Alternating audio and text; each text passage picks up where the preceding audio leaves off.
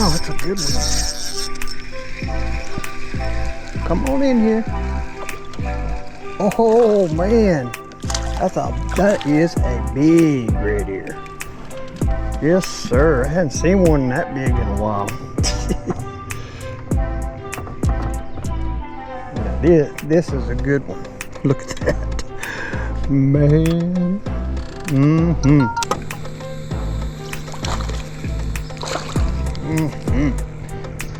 That's a good one.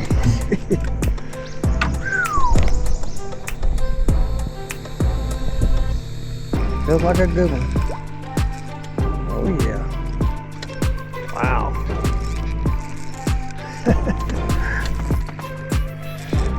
Oh, he is a good one. Man, that is a good one. Oh yeah, he might be a 7.5. I don't know. He's a pretty one. I'm probably going to keep him anyhow. Well, hey guys, we're back and we're going after some spawning bluegill again. They ought to be on the beds. One thing about them, they may come out here to the front of these trees, but a lot of them's going to be out here on the sides and then in behind these trees and stuff. So I'm going to be fishing kind of shallow. And if I think it's 2 foot deep, I'm going to fish close to 2 foot deep. So I'll be right down in their area and make them mad and bite it, because sometimes they just don't bite unless you're in their little circle. They got little beds and they're about the size of between a saucer and a plate. They're about that size right in between there, and they usually will be 3 or 4 to 10, 20 stacked up together. And hopefully we'll find a big bed so we can just sit right there and catch quite a few. But we may not be able to. May just find them scattered out in here, but that's fine as long as we catch some good ones. Let's go get them. Well guys, we're just going to be using some piece of night crawler here. I got me about an 1.5 inch piece, and I just kind of loop it on there. But the main thing I do is make sure I cover that tip up, because they're smart. They know not to bite that tip. So if that tip's sticking out, I'll back it up, make sure I get it in that tip right good. And we're just using a 1/8 ounce jig head hook. It's painted red. It's got a size 4 hook on it, and that red draws the attention, gets him over there. Pink or red's my favorite color to do this with, but it draws him over there. He smells it and he says, oh yeah, that's what I want right there, and jumps on it. We got a Thiel slip bobber, just a 7/8 oval, and this is got a couple rubber bobber stoppers. We're just going to cast it out there, and I'm going to wait that 10 Mississippi unless he jumps right on it, you know, because I want to make sure he sees it and he's interested, got plenty of time to look at it and stuff. If he don't after the 10 Mississippi, what I do is I just pull it into another area and then stop. And sometimes they see that movement, and then they say, oh yeah, there we go, right there. So sometimes I just move it to different locations just to catch their eye. And then they get over there, they smell that night crawler, it's on. See if anything's out here in the edge of the duckweed. There he is. Oh, what is that, a crappie? That's a pretty strong fish. No, it's a brim. Oh yeah, he's a pretty one. He was swimming a straight line, so I was like, is that a crappie? He's pretty good. I think he's over 7.5. No, well, no, he's a little over 7.25, but give him another chance. I want 7.5 or bigger. Later. Just thread her a little bit on here, and she's ready.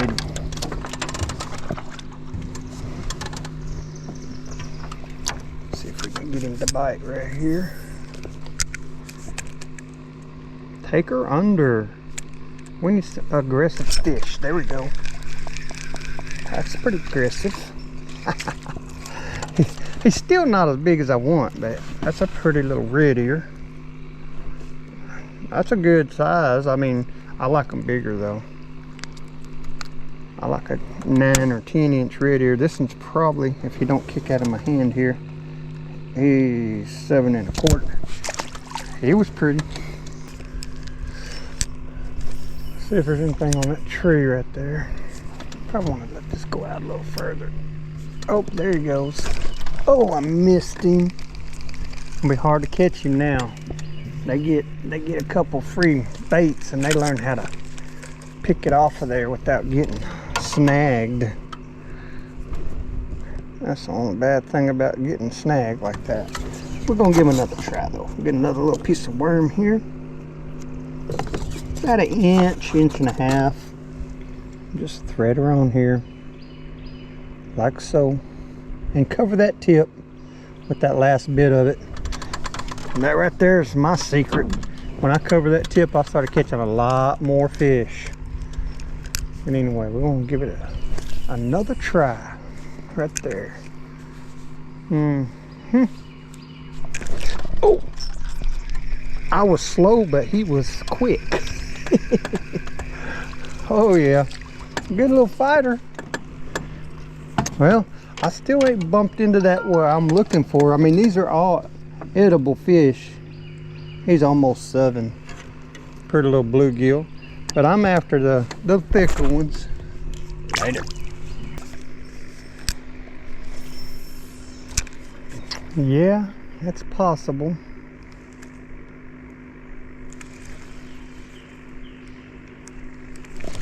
There he is. Wow, that's a good one. Come on in here.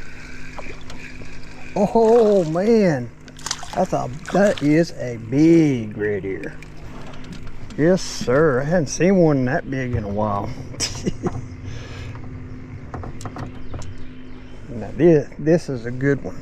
Look at that, man. Let's see how long he is. Oh yeah, he's almost 10. Man, that's a pretty one, guys. That's what I'm talking about right there. They are pretty and they are thick and strong fighters. Man, I'm gonna be fishing back in there again, see if there's another one. Yes sir, we will take him. I'm putting this worm on here, guys. I wanted to show you guys something that I like to do. Well, I go and buy these little Canadian night crawlers, but here's the deal.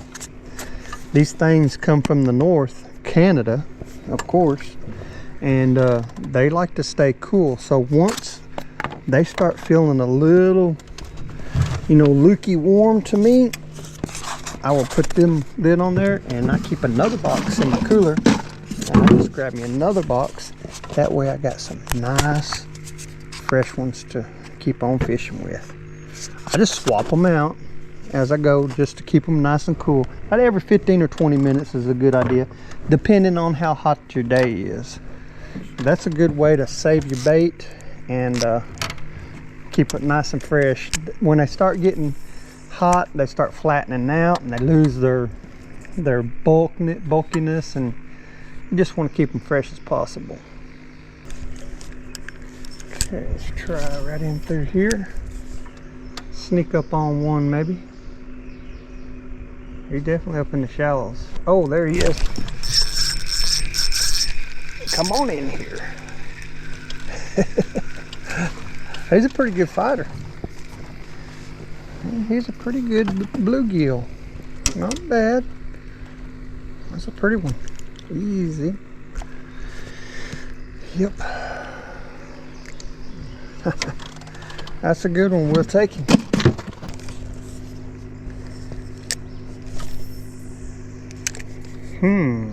Maybe.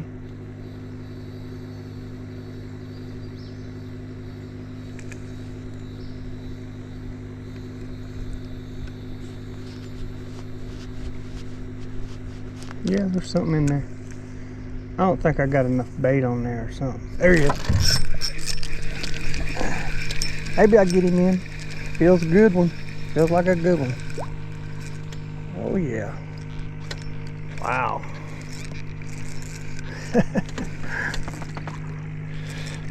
Oh, he is a good one.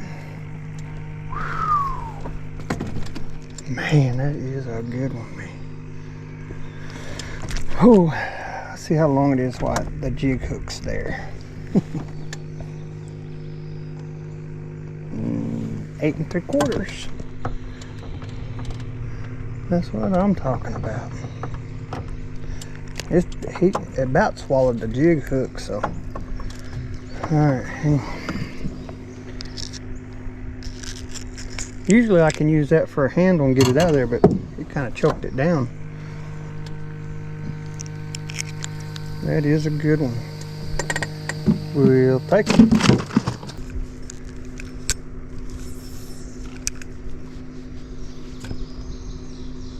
There he is.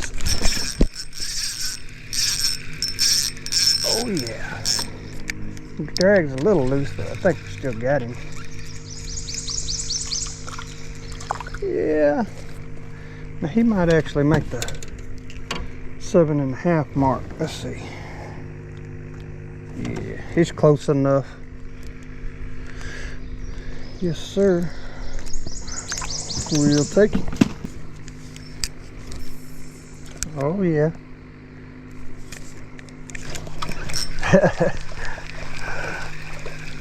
It was in kind of shallow, but he still pulled it down. Oh, little warmouth, little goggle eye warmouth. Man, he is dark. He's a pretty one. Oh, ouch. Look at them red specks on us. Man, that's a pretty one. Later. Guys, today we're using the Garcia Max X10 light spinning reel. This is the 5.2 to 1 gear ratio. It's a size 10 spinning reel. It's a light action, very good for crappie and bluegill. It has 6-pound test high-vis Mr. Crappie fishing line on there. And we've got a Shakespeare Micro Series light action rod. These things got a good sensitive tip, but a good backbone to set the hook and fight the fish. That sensitive tip, feel that thump or you know, feel that thing go under when you want to, but definitely good rods for what we're doing here today. If you guys want to check these out, I got a link below the video, an Amazon link, and you can check them both out.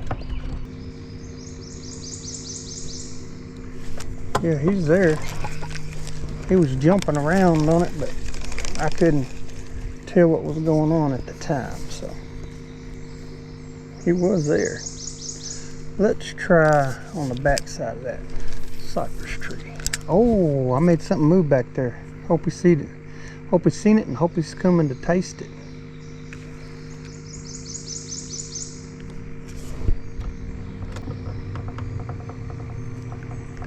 Maybe not. I might have spooked him. Don't know what it was, but I might have spooked him. Oh, there he is. Apparently he was just waiting for me to move it. Good fighter. Oh yeah. Yeah, you can see. Man, look at that, them cuts on him. That's fresh. He's spawning. He is a spawning bluegill. What that tells me though is I need to keep focusing in these areas because there's probably more in this shallow area right here. See how long he is. He's a little over 8. We'll take him. Let's see. Right there. Oh, there he is. Come on, baby. Oh yeah, he might be a 7.5. I don't know. He's a pretty one. I'm probably going to keep him anyhow, but I'll give him a little measurement. Oh yeah, he's really close. We'll take him.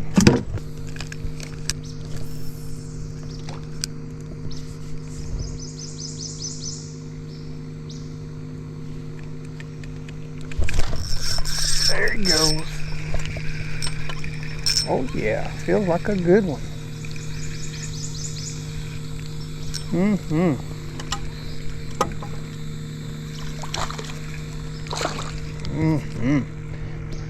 That's a good one.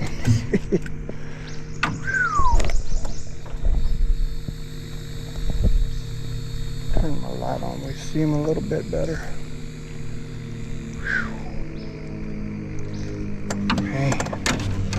He's a long one too. That one is almost 8 3/4. Easy there, guy. That is a good one. We'll take him.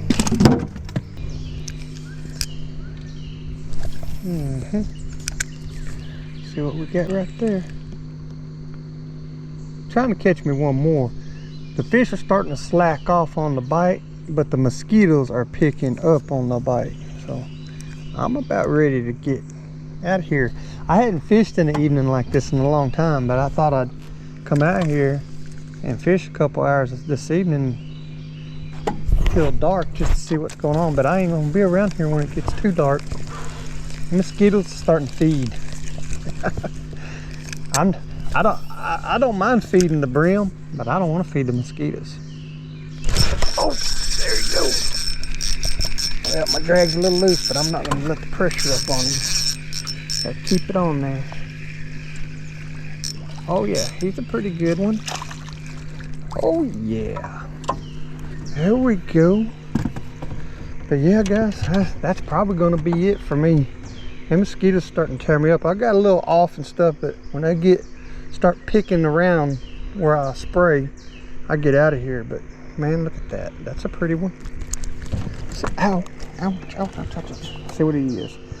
He's almost 8 1/2. He's a good one. Yes, sir. I appreciate you guys watching. And if you like the video, hit that thumbs up. I really appreciate it. And we'll see you next time, guys. Later. Well, guys, I wanted to show you what we got. We got a pretty good little mess of bluegills there. Got some a red ear. Gonna have some good eating, guys.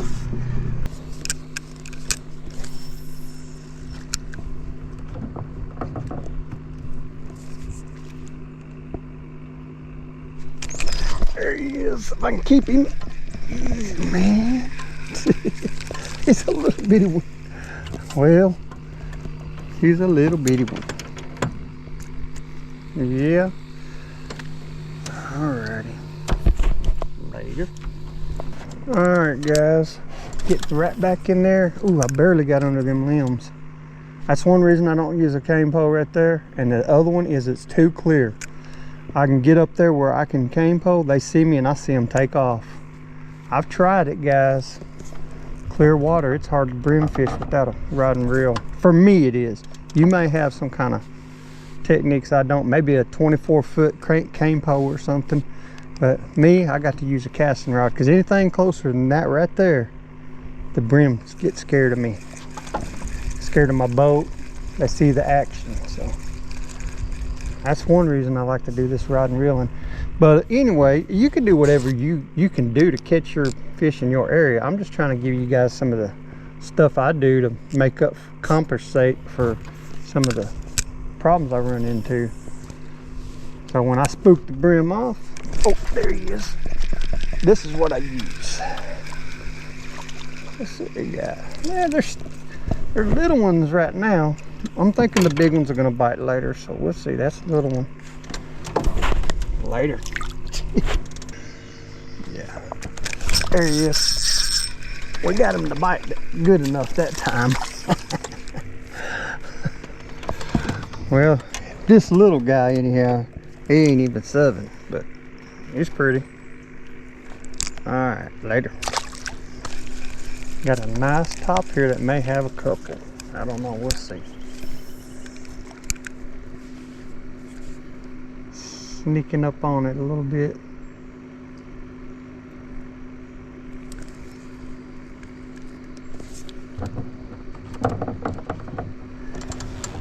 Oh, there he is. If I can keep him. Oh yeah. He's not too bad. I still want bigger. These are fun. These are, and he's a pretty one. He is a real pretty brim. That's probably, see, he's just around 7, a little less than 7. We're looking for a little bigger. Later. Try the spot right there. There we go. That might get him right there. See See if anything's in the area.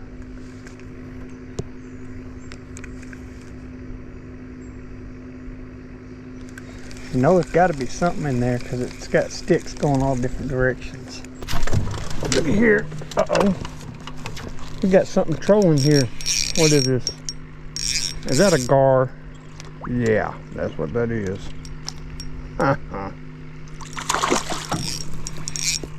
We wanted to troll and catch a crappie, not a gar.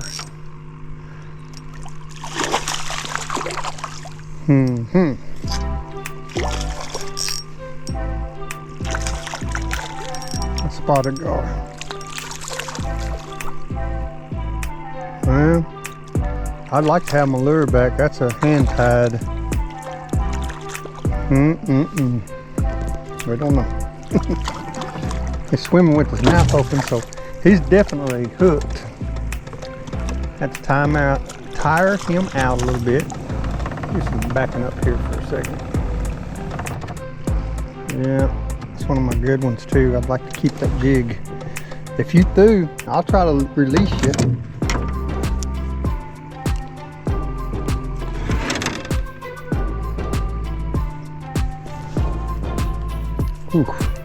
He's got some sharp teeth. I got lucky. I got my jig back and didn't get scraped, so, but he did bend my hook. Look at that, man. Oh well, it happens. That's part of fishing. I'm still gonna sit that hook straight just so I can finish the day out with it. Not too bad. Might stain up my jig a little bit, but it's not too bad. Let's curve this a little bit. It's not quite as sharp as it was, so, but I think it'll still catch a crappie or something. I'm just trolling this behind the boat, guys. Well, beside the boat actually. And I'm just putting the minnow right on this jig. A lot of times I'll pick up an extra crappie doing this. And now that it's warming up and getting kind of hot again, I start doing this. Start catching me a few extra crappies. But anyway, we had fun fighting the gar, but we'd rather have crappies. Put this right back out there and let it troll out of my way. It usually patrols right about there, and I can still catch my brim all up in here.